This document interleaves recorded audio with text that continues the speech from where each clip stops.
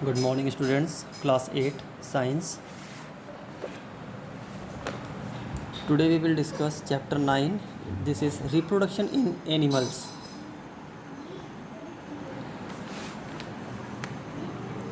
We will go with the introduction. You had learned about the different life processes like digestion, circulation, respiration in your previous classes. जैसा कि अभी तक हमने अपने class 7 में पढ़ा था कि लाइफ प्रोसेसेस में, ठीक है, जीवन यापन करने में या जीवित रहने के लिए हमें क्या क्या करना पड़ता है। लिविंग ऑर्गेनिज्म के क्या क्या कैरेक्टरिस्टिक्स होते हैं। They have take food, they can walk, they can do reproduction, they can breathe, ठीक है, दे कैन डू एक्सक्रीशन। तो ये जो प्रोसेसेस हैं उस प्रोसेस में एक इम्पॉर्टेंट प्रोसेस रिप्रोडक्शन का भी है। और living process can do reproduction, are able to produce their offspring. वो अपने जैसे बच्चों को या अपने जैसे सीड को फॉर्म कर सकते हैं, ठीक है। All these processes are essential for the survival of living organisms. ऐसा क्यों होता है, कारण क्या है इसका रिप्रोडक्शन होने का, या रीज़न क्या है।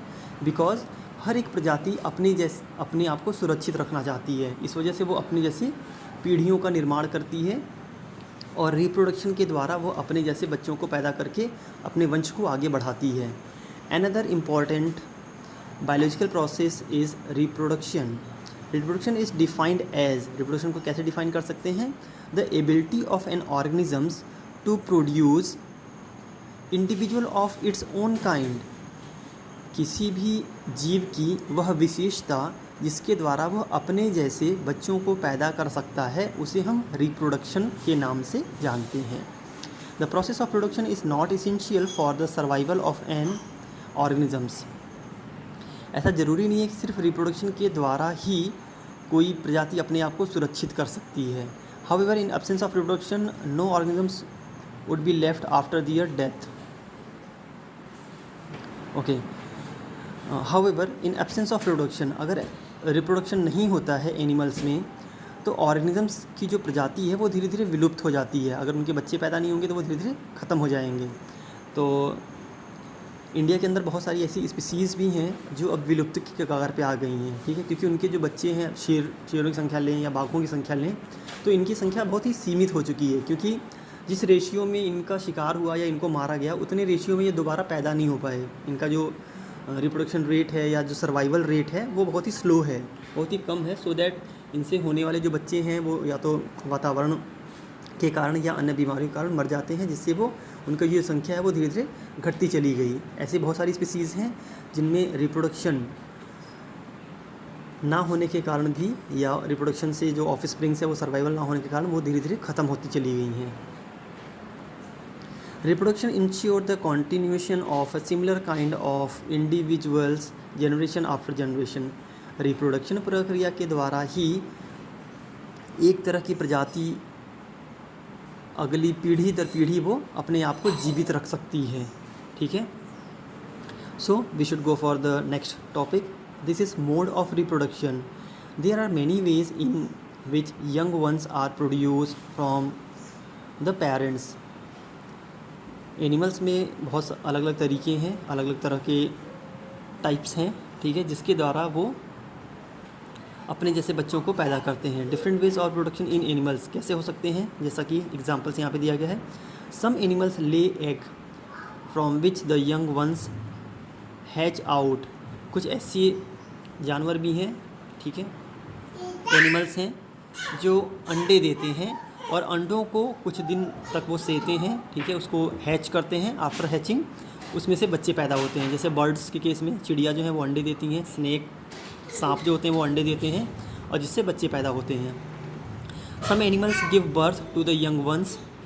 कुछ एनिमल्स ऐसे हैं जो बच्चे पैदा करते हैं, ठीक है, वो अंडे नहीं देते, उनसे बच्चे पैदा होंगे, जैसे कि काऊ, डॉग, काऊ, ह्यूमन बीइंग।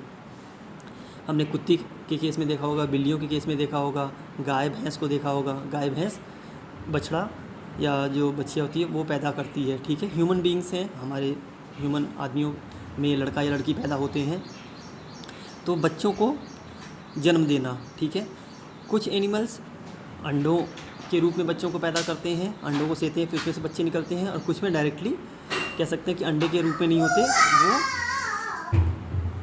तो third category is some offspring grow their from their parents body like hydra. कुछ ऐसे भी केसेस हैं, कुछ ऐसे एनिमल्स हैं जिसमें एक शरीर से ही दूसरा शरीर निर्माण हो जाता है, जिसे हम बडिंग प्रोसेस कहते हैं। ठीक है, we can see in the hydra, ये हाइड्रा एनिमल है। यहाँ पे हम देख सकते हैं कि हाइड्रा जो है, इसमें एक छोटा सा बर्ड पैदा हुआ और वो बर्ड धीरे धीरे बढ़ता चला गया, और बाद में ये इससे अपने पेरेंट्स से डी अटैच होके एक नए हाइड्रा का निर्माण कर लेता है। तो इस तरह के प्रोसेस को हम बडिंग कहते हैं। And the fourth one is in some organism like amoeba just split and form 2 daughter cells. Some animals like amoeba के केस में हम देख सकते हैं कि एक अमीबा है, ठीक है, ये यूनिसेलुलर और माइक्रोस्कोपिक होती है। एक अमीबा है, एक अमीबा अपने आप को, इसने सबसे पहले क्या किया, न्यूक्लियस को 2 भागों में तोड़ लिया। ठीक है, एक न्यूक्लियस से 2 न्यूक्लियस बनाए, और फिर इसने अपने शरीर को ही 2 भागों में अलग अलग विखंडित कर लिया। अब ये जब 2 भागों में अपने शरीर को तोड़ लेता है, ये 2 अलग अलग अमीबा बन जाता है। ऐसे ही ये अपने शरीर को कई भागों में तोड़ करके फ्रेगमेंटेशन, ठीक है, छोटे छोटे पीसेस में जब ये टूटता है, लेकिन कंडीशन ये है कि उसके साथ न्यूक्लियस होना चाहिए। अगर यहाँ पे न्यूक्लियस अब्सेंट है तो ये फिर से नया शरीर नहीं बना सकता, क्योंकि न्यूक्लियस ही इस पूरे शरीर के निर्माण को और इसके सारी एक्टिविटीज़ को कंट्रोल करता है। तो न्यूक्लियस का होना ज़रूरी है। ठीक है, तो हमने देखा 4 तरह से एक प्राणी दूसरे प्राणी को जन्म दे रहा है या अपने ऑफस्प्रिंग को पैदा कर रहा है। पहला केस था एग लेइंग का, ठीक है, अंडे के द्वारा अंडे पैदा करके हमने देखा है कि जैसे बर्ड्स है या स्नेक्स हैं, वो अपने वंश को आगे बढ़ाते हैं और उससे बच्चे निकलते हैं। दूसरा डायरेक्टली बेबी बर्न करके, ठीक है, एग, इसमें कैट, डॉग, काऊ, ह्यूमन बीइंग्स, ये सारी चीज़ें जो हैं वो डायरेक्टली बेबी को बर्थ देते हैं। थर्ड हमने देखा था हाइड्रा के केस में, ये बडिंग प्रोसेस के द्वारा अपने ऑफस्प्रिंग को पैदा करता है। और फोर्थ था बाइनरी फ्यूजन। बाइनरी फ्यूजन में शरीर 2 भागों में विखंडित हो जाता है और 2 नए शरीर को निर्माण कर देता है। ठीक है, इसके बाद हम चलते हैं नेक्स्ट टॉपिक पे। This is sexual reproduction in animal. Sexual reproduction in animal, ठीक है, this is the most common method of reproduction in animal. ये सबसे ज़्यादा कॉमन मेथड है एनिमल्स में रिप्रोडक्शन करने का या अपने जैसे बच्चों को पैदा करने का। This method of reproduction 2 parents 1 male and 1 female are involve. Sexual reproduction में 2 पेरेंट्स का होना आवश्यक है, ठीक है, एक मेल और एक फीमेल का होना आवश्यक है। Both parents have different reproductive parts of organ, क्योंकि दोनों पे अलग अलग तरह के रिप्रोडक्टिव पार्ट ऑफ ऑर्गन होते हैं। ठीक है, the reproductive organ of each parents produce sex cell और गैमीट्स। जो रिप्रोडक्टिव ऑर्गन होते हैं, उनके जननांग होते हैं, उनसे सेक्स सेल्स जिनको कहते हैं या गैमीट्स प्रोड्यूस होता है। ठीक है, the male parent produce sperm and female parents produce egg or ova. जो इसमें से मेल पेरेंट होगा उससे जो गैमीट बनेगा, ठीक है, उसे हम स्पर्म कहते हैं, और जो फीमेल पेरेंट होती है उससे जो गैमीट बनता है उसे हम एग कहते हैं। The sperm and ovum fuse together to form zygote. This process is called fertilization. ठीक है, तो मेल और फीमेल गैमीट का फ्यूज़न, आपस में मिलना ही फर्टिलाइजेशन कहलाता है।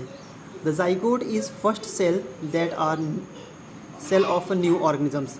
जो जाइगोट होता है, क्योंकि ये फ्यूजन के बाद बनता है, तो इसकी संख्या में गुणसूत्रों की संख्या जो होती है वो 2 गुनी होती है। ठीक है, और ये पहली सेल होती है नए शरीर की। जो भी नया ऑर्गेनिजम्स पैदा होने वाला है उसका सबसे पहला जो सेल होगा उसे हम जाइगोट कहते हैं। तो zygote divides and redivides form an embryo which finally develop into the individual. और जो जाइगोट होता है वो फिर, जाइगोट चूँकि सिंगल सेल होती है, सिंगल सेल फिर फर्दर डिवीजन करती है और एक पूरे एम्ब्रियो, एक भ्रूण का निर्माण करती है। और भ्रूण जो भी उसका टाइम पीरियड है, उस टाइम पीरियड के बाद वो एक पूरे शरीर में विकसित हो जाता है। ठीक है, लगातार उसमें सेल डिवीजन चलता रहता है और वो पूरे शरीर का निर्माण कर देता है। ठीक है, जो भी एम्ब्रियोनिक पीरियड होता है, क्योंकि अलग अलग एनिमल्स में अलग अलग तरह का होगा। For human it is 9 month. तो 9 मंथ के एम्ब्रियोनिक पीरियड में जो एम्ब्रियो है वो धीरे धीरे डेवलप होता रहता है, और उसमें जो सेल डिवीजन के बाद वो एक पूरे शरीर का निर्माण कर देता है। After 9 month a complete body have been form. ठीक है। Animal like human, cat, dog, frog etc are either male और female and each individuals carry one type of gametes. Animals like human आदमी में, कैट बिल्लियों में, dog कुत्तों में, या फ्रॉग में मेल और फीमेल अलग अलग होते हैं, और इसमें हर एक में, चाहे वो मेल हो या फीमेल हो, उसमें अलग अलग तरह का गैमीट्स पाया जाता है। ठीक है। गैमीट्स में जैसे अभी हमने ऊपर देखा कि अगर मेल गैमीट होगा तो उसे हम स्पर्म कहते हैं, और फीमेल गैमीट है तो उसे एग कहेंगे। तो मेल और फीमेल में एग या स्पर्म पाया जाएगा। ठीक है। Such animals are called hermaphrodite. However, some animals produce both type of gametes. Some animals produce both type of gametes in a same body. Such animals are called hermaphrodite. ठीक है। हाँ, generally जितने भी animals होते हैं उसमें mail और female अलग अलग होती है, लेकिन कुछ ऐसे भी जीव हैं, कुछ ऐसे भी एनिमल्स हैं जिसमें एक ही शरीर में दोनों मेल और फीमेल दोनों बॉडी पार्ट्स पाए जाते हैं। ठीक है। They have the capacity to produce sperm as well as ovum inside the body. उनके एक ही शरीर में, जैसे केंचुए की अगर हम बात करें तो केंचुआ एक ऐसा प्राणी होता है जिसके शरीर में मेल गैमिट्स भी पाए जाते हैं और उसके शरीर में फीमेल गैमिट्स बनाने का ऑर्गन भी होता है। ठीक है। ये दोनों के दोनों एक ही शरीर में अलग अलग खंडों में पाए जाते हैं, और इस तरह के एनिमल्स को हम क्या कहते हैं? हर्माफ्रोडाइट। ठीक है। द्विलिंगी कहते हैं इन्हें। हिंदी की अगर हम बात करें तो हिंदी में हर्माफ्रोडाइट मतलब द्विलिंगी, जिसमें मेल और फीमेल दोनों लिंग प्रेजेंट हों। तो ये किस में हो सकता है? ये स्नेल में हो सकता है, ठीक है, स्लग में हो सकता है, लीच में हो सकता है, और अर्थवर्म में हो सकता है। ये घोंघे में हो सकता है, स्लग में, लीच में और अर्थवर्म में, केंचुए में ये पाया जा सकता है। ठीक है। इस तरह के एनिमल्स को हम हर्माफ्रोडाइट कहते हैं।